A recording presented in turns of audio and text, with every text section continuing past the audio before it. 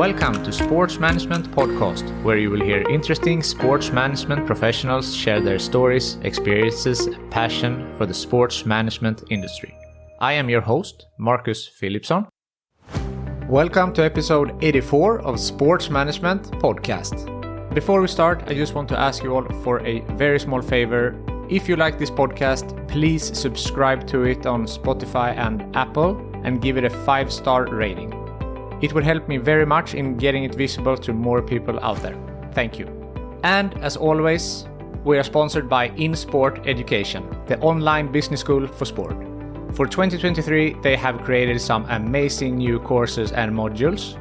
How about the marketing of women's sport, data in sport, governance and geopolitics, and many more. As always, you get 10% off all courses, programs and modules with the code Sports Management Podcast 10. The first module starts already in February, so sign up now before it's too late. The link is in the show notes. Today's guest is Rebecca Hopkins, the founder of STA Group, the Sports Technology Awards Group. They very recently released their shortlist for this year's awards, so if you haven't seen that yet, check it out. Rebecca has a vast experience from the sports industry, an industry she says that she slided into. So get ready to learn how Rebecca started out in the sports industry, why women in sports don't believe in themselves enough, the importance of working on the business and not in the business, their upcoming event in New York, and much more. Rebecca Hopkins, welcome to the Sports Management Podcast. Oh, hello. Thank you so much for having me. It's my pleasure to invite you here to the podcast, and I'm so happy that you agreed. And you are the founder of STA Group, the Sports Technology Awards Group. So can you tell us a little bit about what is STA Group? Yes, absolutely. Well, we've been a work in progress over the past 10 years. The Sports Technology Awards were our first foray into working in sports tech. Prior to that, we were a PR agency that worked across all aspects of sport.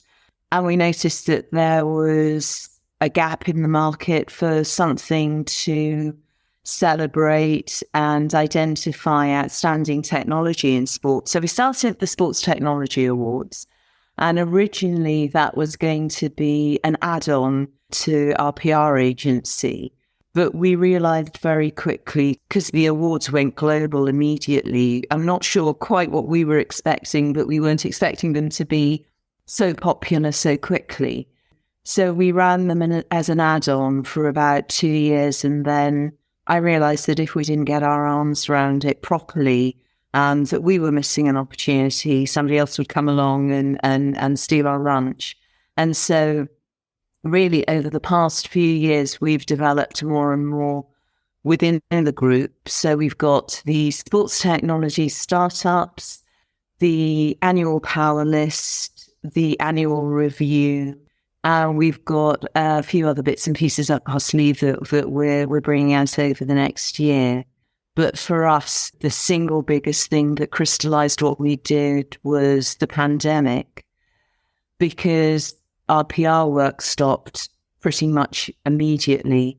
And we were really worried at the time, but actually, it was a true opportunity because it just meant that we really focused all our efforts on the sports technology side of the business, and that just blossomed. Wow. And you mentioned a few there with the startups. You also have the newsletter, the Access Innovation, and a few more. So, because you have a background in communications, you're a communication specialist, and that's why you went into PR. So you say with the COVID played in the pandemic, but was it a natural step also seeing how the industry works to focus more on the technology side? Yes, it really was. I mean, when I've been in the business for more than 20 years now. And when we started, there weren't so many specialist sports PR agencies, and we were a boutique, and we set up as that, and we always intended on being a sports PR boutique. And then after London was awarded the Olympics in 2012, just more and more sports PR agencies came into being. and sport as a sector really matured, particularly in the UK. So it became harder to compete and harder to find your niche. And as I said, we had the sense that sports tech was this single biggest force changing sport, and nobody was doing anything to celebrate it. So we spotted the gap in the market.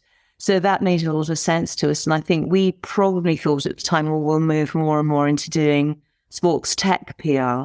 But actually what happened was we were just enjoying and finding our way to so many opportunities in sports technology, media almost, that's more the direction that we took.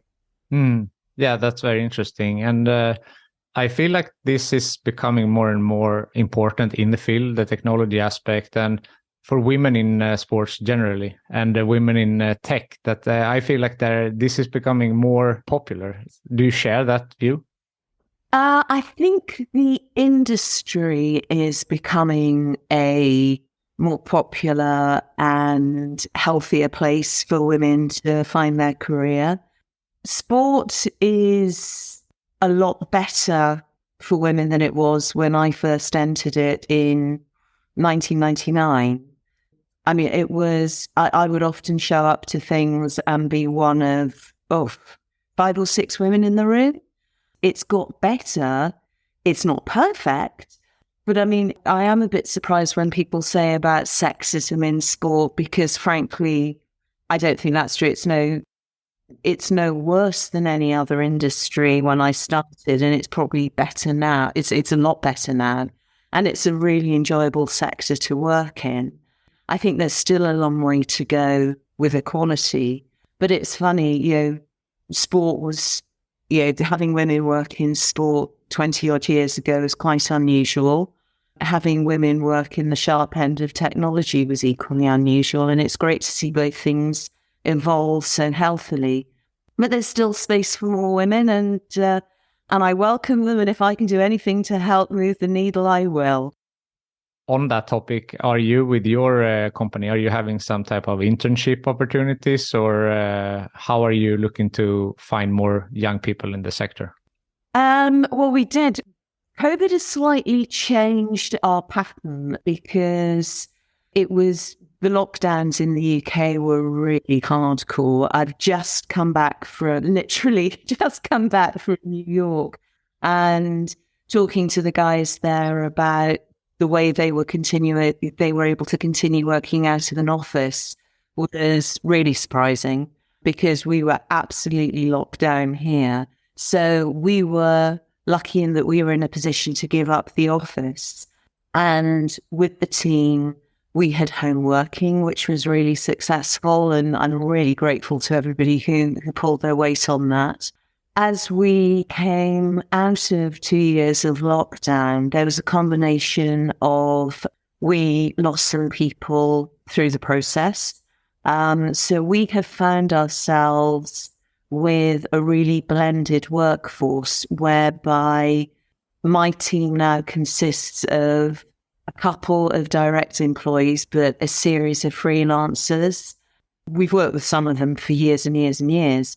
But we've now got a portfolio of talent that's freelance based, all of whom like working from home. So that's the way the business has gone in. So we have tried taking on interns on that basis, and it's not felt successful enough for the interns. So we've halted that until we actually find our level. So we're very supportive of interns, and we've paid our interns. But at the moment, we don't operate an intern program, just because it's such a hybrid workforce at the moment that we don't feel we'd serve them fairly. Yeah, that makes sense. Looking at the STA group, you have been doing this for 10 years now, and you quite recently closed the awards for this year. Yeah. So what type of, innovative companies or ideas, or what can we expect in May in New York? Oh, goodness. Well, that's down to the judges, because that process is going on at the moment. And thank you again, judges. We couldn't do it without them. It's really interesting. I think there are a couple of points that come out of your question, one of which is the type of businesses that enter, as well as the technology that's coming forward. I am always amazed at how really innovative, nimble, small, young companies can compete on terms with the behemoths of the sports tech world. So, I mean, we've got entry. I better not say who's entered just in case they don't make the shortlist because I won't embarrass anyone. But, some super tiny startups right the way through to think of 4 or 5 of the biggest names in technology, and they're all there. So I think the nature of the companies entering is always very exciting, and it's fascinating because we go to market with about 20 categories. So things like fan engagement, athlete performance, injury prevention, hit apparel, all the things, broadcast, everything that you'd expect.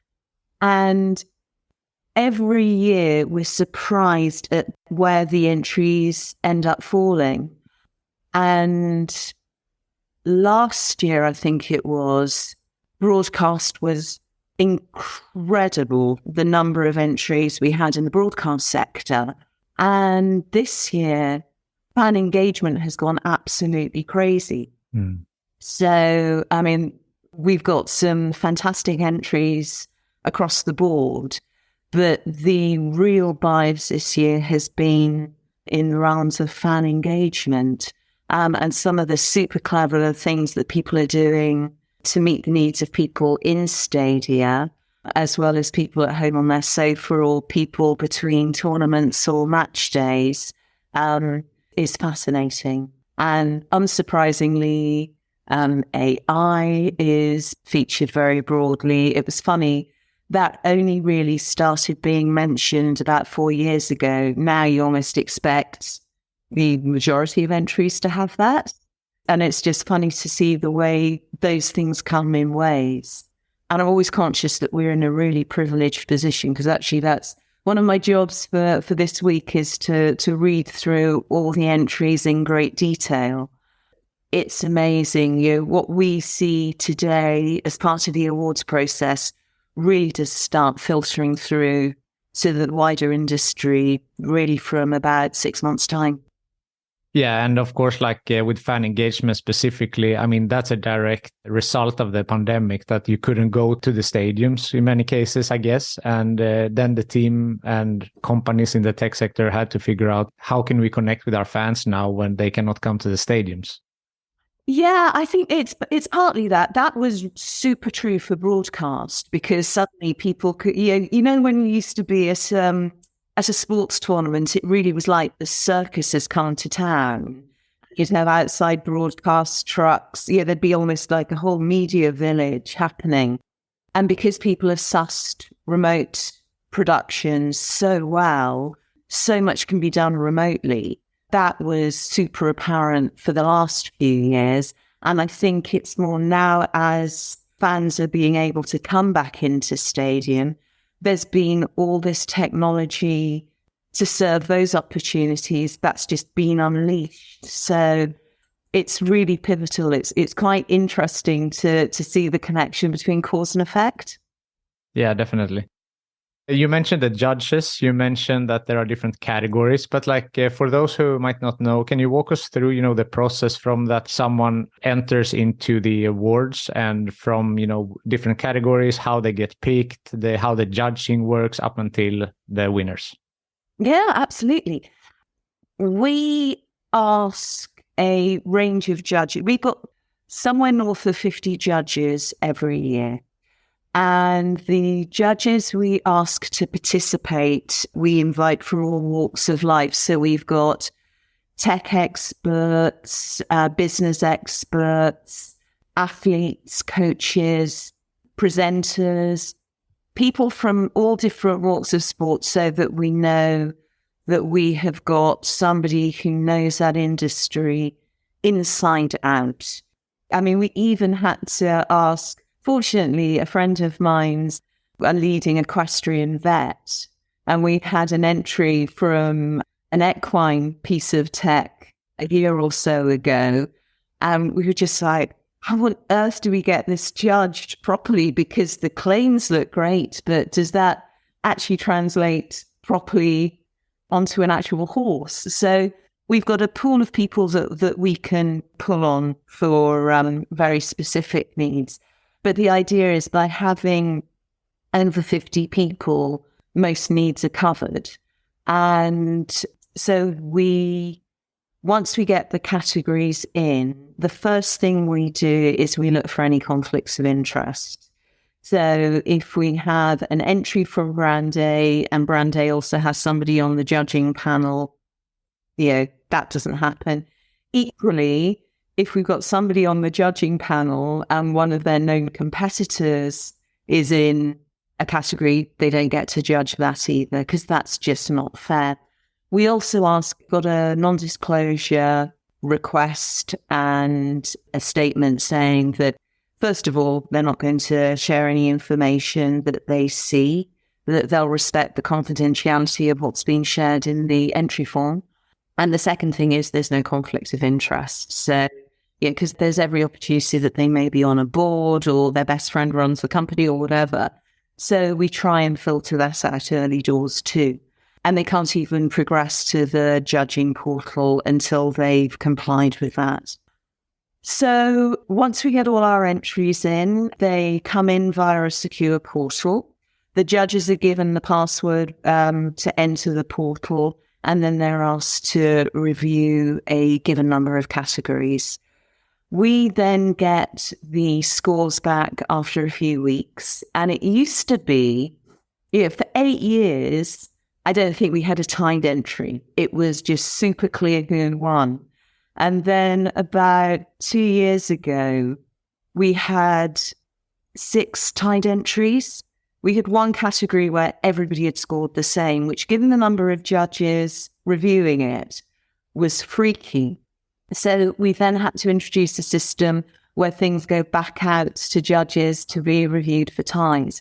And for the first time in our history, last year, we had one category that we had to send back to 6 different judges after it had had the initial judging to say, please pick a winner. And they couldn't.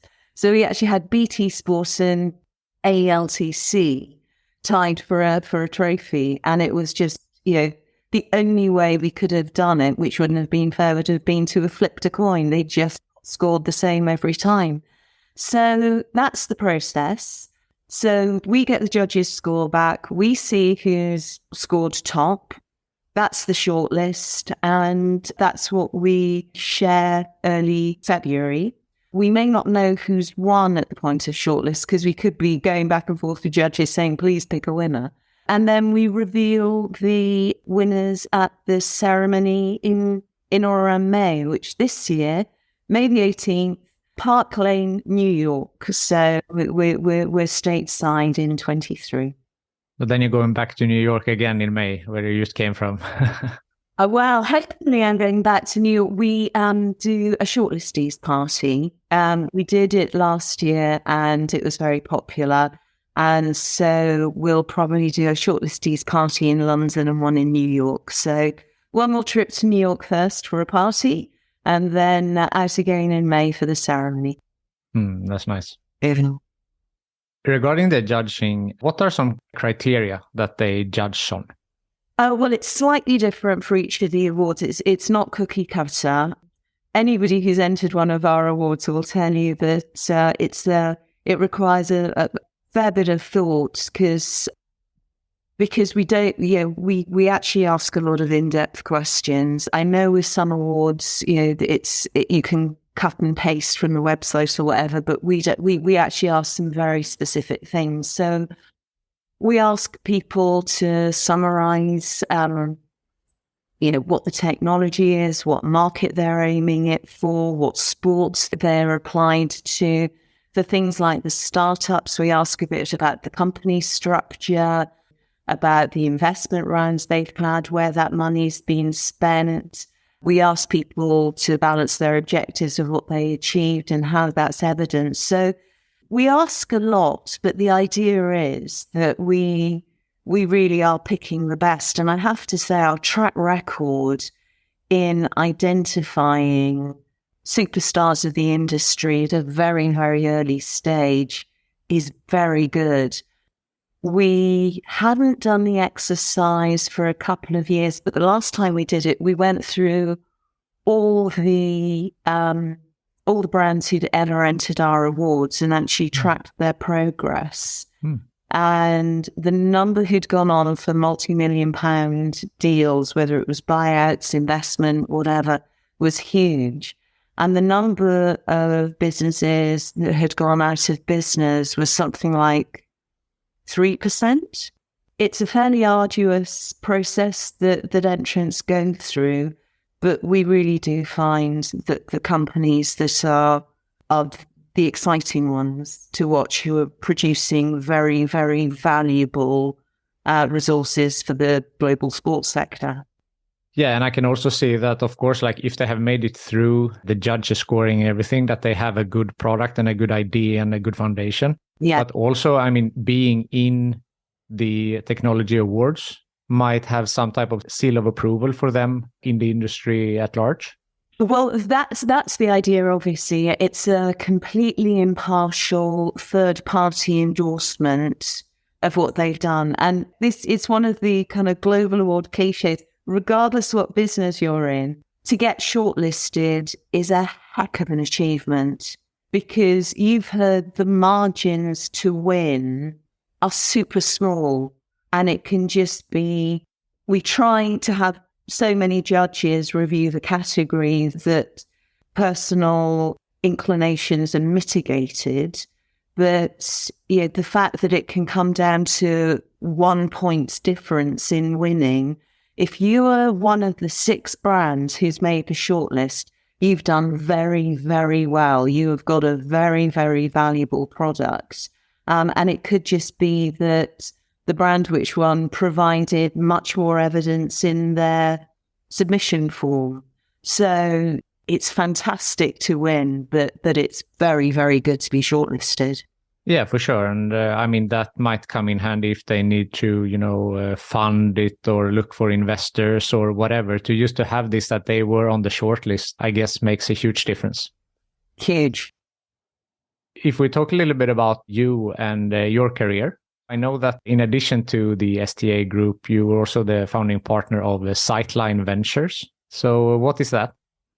We set up Sightline Ventures really because we had so many people coming to us and saying that they wanted investment and where should they go. And we're not really in a position to recommend third parties. So it's such a tricky thing. And there was clearly a need in the market. So we set up Sightline Ventures with a view of helping super early stage startups, obviously in the sports tech space, find funding. So I think it's not been a super time for anybody to go out and get funding at the moment, but we've helped a couple of businesses, and I've got 2 great partners in that business who are investment experts. So I'm the sports tech expert, and they're the money guys. As a trio, we've got a pretty unique offering.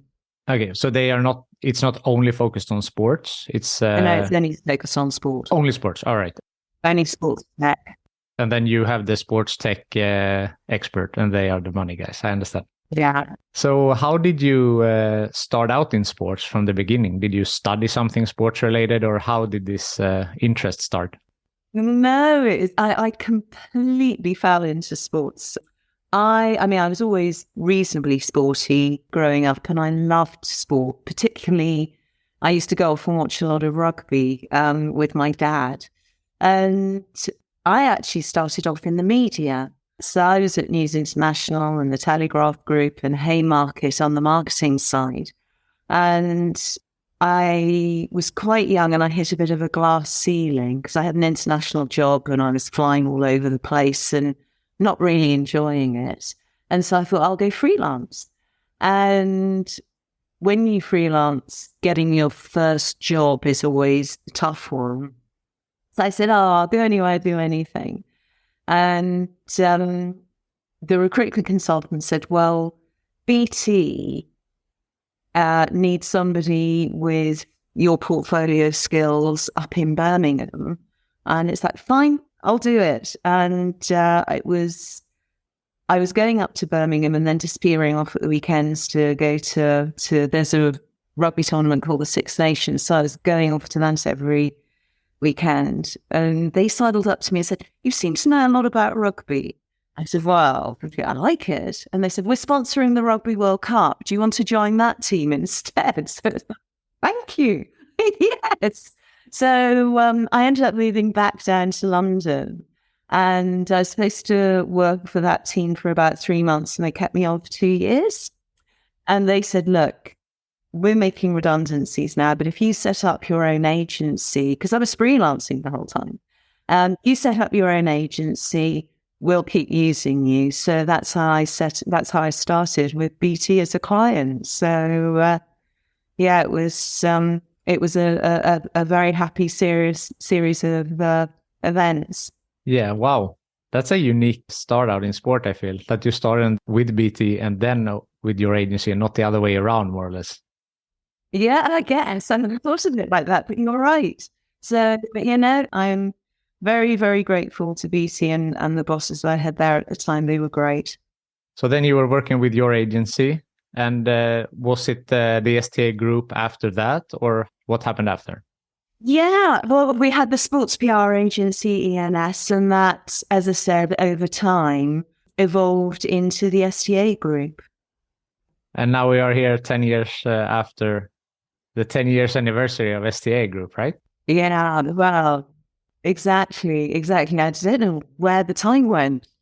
It was one of those things, because I also launched the Sport Industry Awards, a British initiative.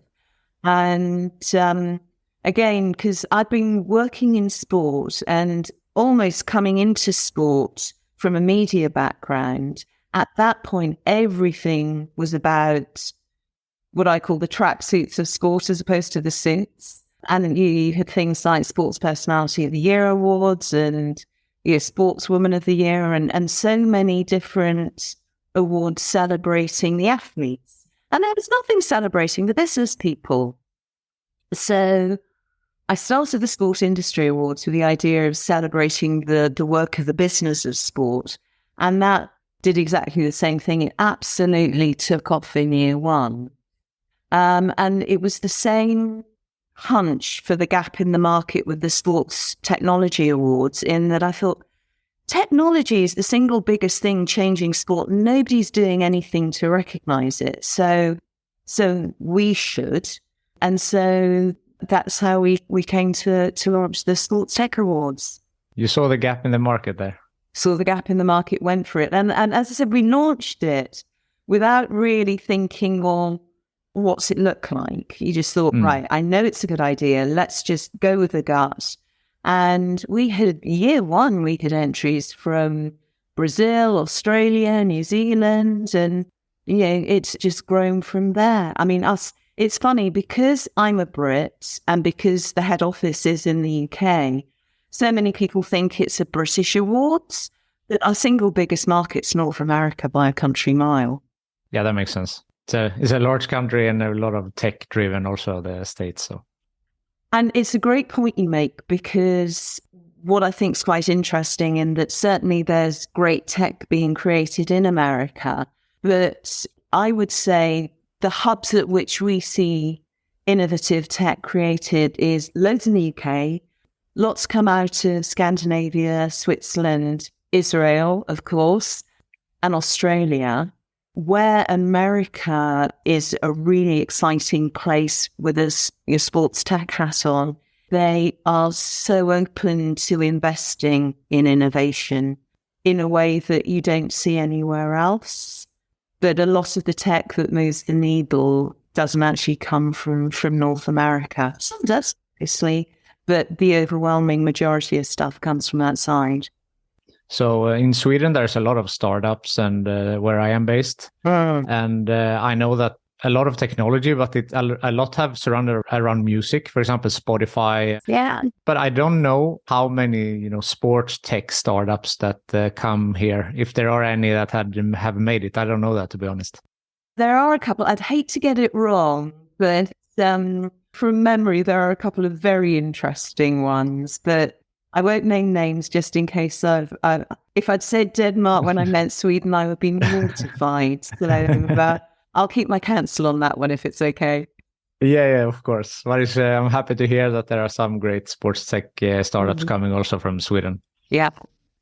Usually Sweden and Switzerland are the one that gets mixed up when you talk about it. Not so much Sweden and Denmark, I think. No, my geography is good enough to divide those. It's a long career. It's 10 years with the STA, and you have worked before in media and PR, have your own agency. But has there been any bumps on the road in your career? Oh, sure. Yeah. What sort of bumps would you like to know about? Because I'm sure I've got a bump for every scenario. No, just, something in the business that didn't go as planned, and maybe how you overcame that to, continue your career. Yeah, well, I think probably the most recent one is when the pandemic hit. The first 9 months after the UK was locked down. And if you'd asked me about the business at any point, I would have been very, very concerned. And I think one of the things that came out of that is even when we had the PR agency, one of the reasons why I really pushed developing the awards and the sports tech side of things was I said, we have to have our own IP.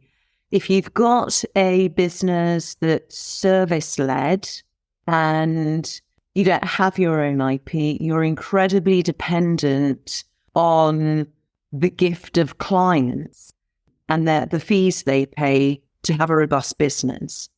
And of course, as I said, I think all our PR clients within 4 weeks of lockdown happening just phoned up and said, I'm so sorry, we've got our marketing budgets frozen, which I completely understand. And, that's not their fault. But because we have our own IP and we're in a position to develop some things that we own, we were able to pivot the business and survive commercially going forward. So we let the PR stuff go and it wasn't viable commercially. And we were able to build up the awards and everything with the STA group. So, we could trade. So I think that was a big lesson, always having something. Because again, one thing I do see with some of the startups that come to us is that they have built their product on a whole range of IP that they don't own. And it's like, well, if anything changes with the ownership, with the permissions you have to create your technology built on IP that's not yours, your business, that's a big old point of failure within your business. So I think that's probably been the most recent one. The other one I had when we had ENS was we were in a position where we won a huge amount of business simultaneously. And in order to get it done, I really got involved with working in the business rather than on the business. This is so painful to recall. But a lot of the contracts came up at a similar period. And because I'd been absolutely in the reeds, working on delivery, I hadn't taken that step back and really thought, what about business development? So that when all these contracts finish, we've got something to go on to. And about a month before all the contracts finished, it was just like, right, we need new business. And there was a bit of a hiatus before we managed to win more contracts. And that was just such a rookie error. But it's not one you made. It's not a mistake you made twice. I'm sure. But reflecting on what you said, I feel like that must be so common about startups that you work in the business and not on your business, as you just said. And I guess that could be fatal if you do that for a long period of time. Yeah, I think so. And I think you've got to keep reminding yourself the reason why you have colleagues is you delegate to them in an appropriate way. And, you've obviously got to be there to support. And I heard a great tip the other day, which I thought was very smart, which if you're a boss of any project, ask the people within it the three most obvious questions about that project. And if they can answer, chances are you can give them the space to keep going. When they can't answer, really get involved.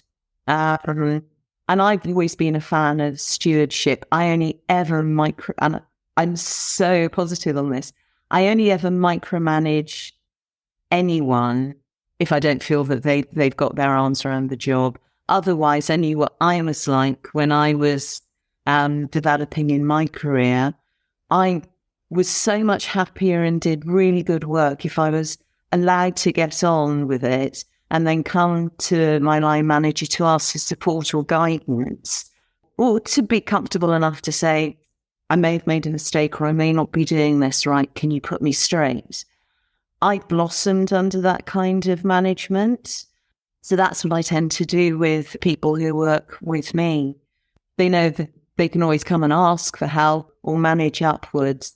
But I think when you're micromanaging people, you've got a bigger problem than whatever isn't working.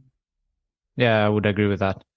And that was some great advice for the managers or a boss. You said with asking the three obvious questions in a project, and now don't micromanage. Yeah. But what would be your best advice for a young person, or maybe specifically a young woman who wants to start out her career in sports?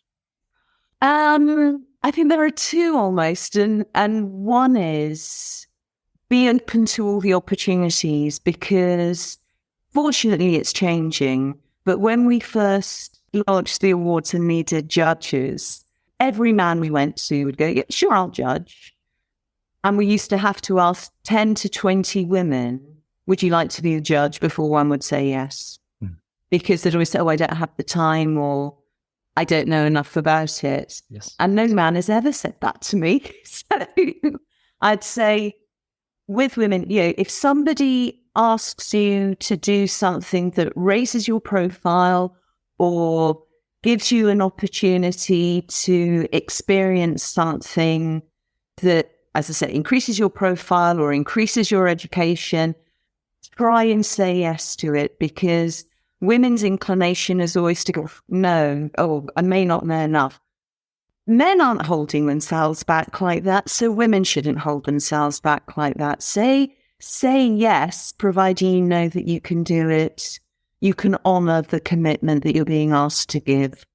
But seizing those sorts of opportunities invariably opens doors to other things, whether it's meeting people have a positive impact on your career, or expanding your thinking, or just making you see, giving you an idea for something else. The chain reaction you'll get from putting yourself out there is invariably repaid just by you saying yes and showing up.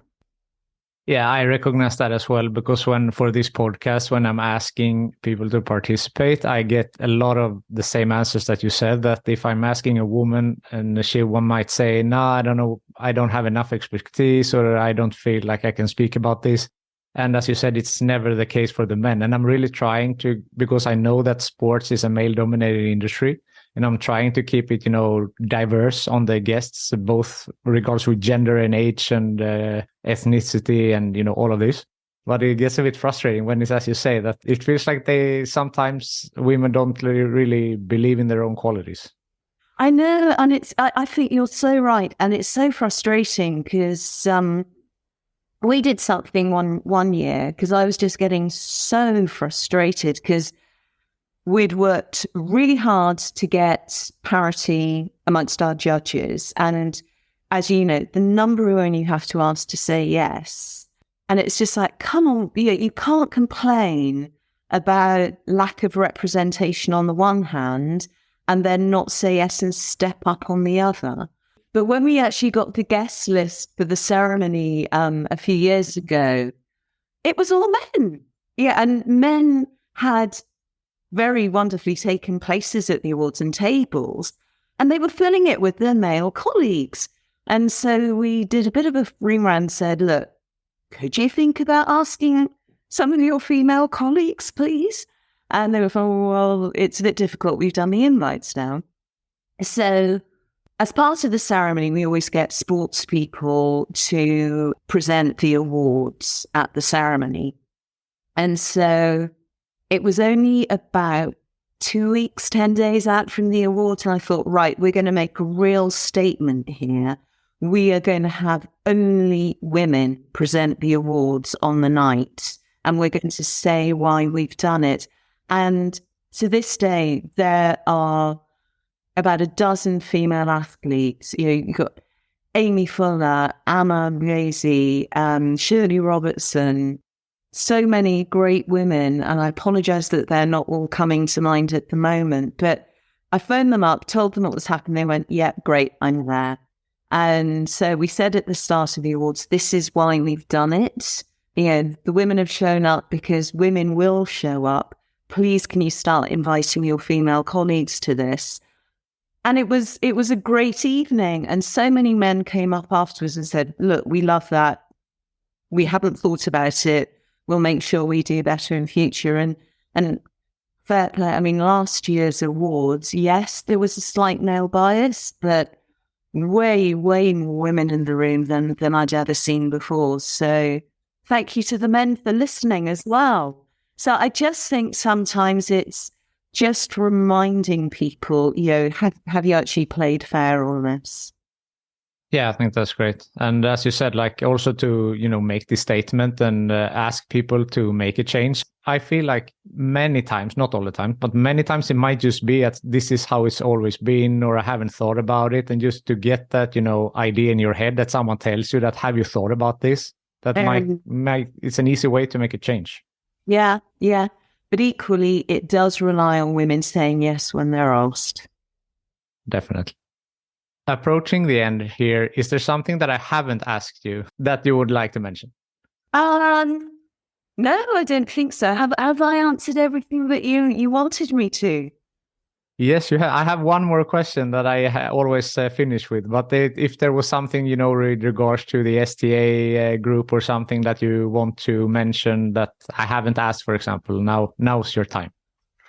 No, I don't think so. I mean, it's just, we're so excited with the way the group's going, and we've got a really big announcement, which I can't put out yet, about a new sponsor that's coming on board for the awards in New York. That's going to be huge. But no, I don't think so. I mean, it's all there on the website, www.sportstechgroup.org. There you go. So that's maybe they can find when the sponsor is revealed, they can find that there as well, I assume. We're going to be shouting about it all over our LinkedIn group, all over our newsletter. I'll probably be outside on the street with a tannoy.